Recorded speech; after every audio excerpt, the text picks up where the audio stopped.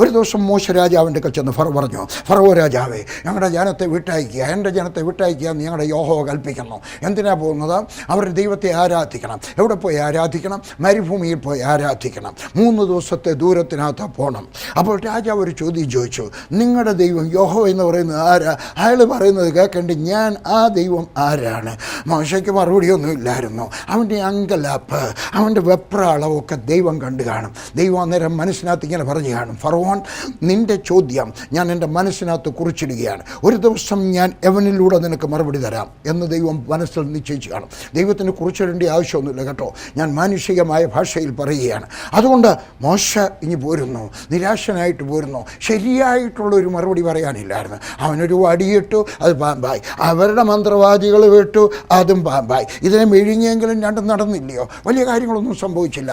അതുകൊണ്ട് മോശ നിരാശനായിട്ട് എൻ്റെ ദൈവം ആരാണെന്ന് മറുപടി പറയാനില്ലാതെ അവനിങ്ങ് പോരുന്നു. ഹല്ലേലൂയ. ഇവിടെ ദൈവം ഇസ്രായേൽ ജനത്തെ ചെങ്കടലിൻ്റെ അടുക്ക കൊണ്ട് നിർത്തിയിരിക്കുകയാണ്. മുമ്പിൽ ചെങ്കടൽ, 2 വശത്തും 2 വലിയ പർവ്വതങ്ങൾ, ഇടത്തോട്ട് വാനക്കത്തൽ, വലത്തോട്ട് വാനക്കത്തൽ, മുമ്പിൽ ചെങ്കടൽ, പുറകിൽ ഇതാ ഫറവോൻ വരികയാണ്. അവൻ രഥത്തിനകത്ത് വരികയാണ്, വലിയൊരു പടയുമായിട്ട് വരികയാണ്. അവർ പറയാൻ ടക്ക് ടക്ക് ടക്ക് ടക്ക്. ഒരു ജനം ഭയന്നു.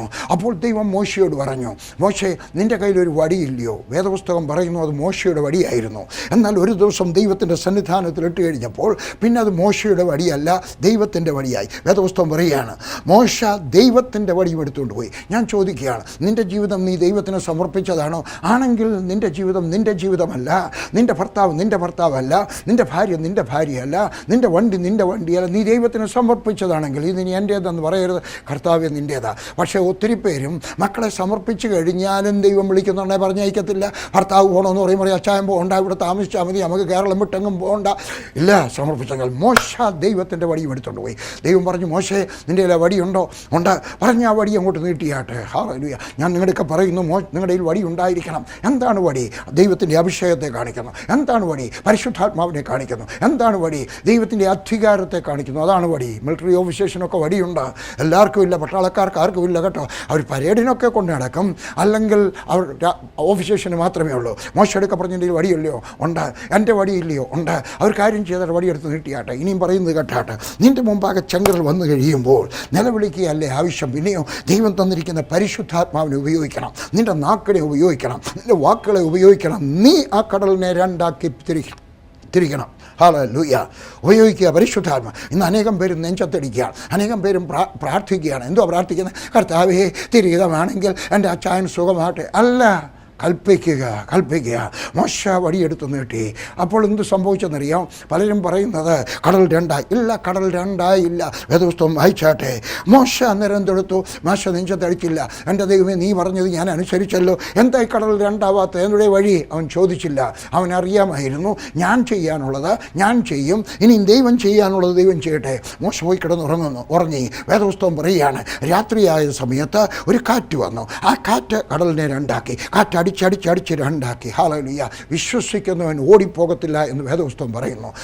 വിശ്വസിക്കുന്നവൻ ധൃതി കാണിക്കത്തില്ല എന്ന് വേദപുസ്തകം പറയുന്നു. വിശ്വസിക്കുന്നവൻ അവൻ ഹേസ്റ്റ് കാണിക്കുന്നില്ല, അവൻ ധൃതി കാണിക്കുന്നില്ല. അവൻ എന്ത് ചെയ്യും? അവൻ വിശ്രമിക്കും. കാരണം മാർട്ടിൻ ലൂതർ ഇങ്ങനെ പറഞ്ഞു, ഞാൻ പ്രാർത്ഥിച്ചു, ഇനിയും ദൈവത്തിൻ്റെ തലവേദനയാണ്. ഹല്ലേലൂയ. എനിക്കിഷ്ടപ്പെട്ട ഒരു കൊട്ടേഷനാണ്.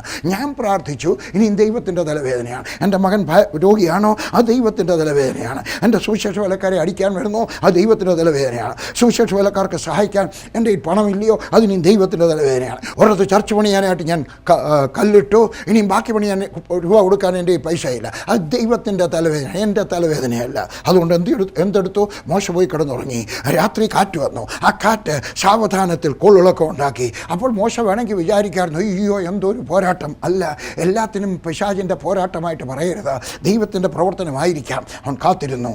അപ്പോഴത്തേക്ക് രാത്രി ആയപ്പോഴത്തേക്ക് അതിനകത്തൂടെ നല്ല ഒരു പെരുവഴി ഉണ്ടായി. ഏകദേശം 3 കിലോമീറ്റർ, അതിനേക്കാളും വലിയൊരു പെരുവഴി ഉണ്ടായി. ദൈവം ജനത്തോട് പറഞ്ഞു, നടക്കുക. അവരെല്ലാം കൂടെ അക്കരെ ചെന്ന് കഴിഞ്ഞപ്പോൾ മോശ വന്നു. ഇവിടെ വന്ന് നിൽക്കുകയാണ്.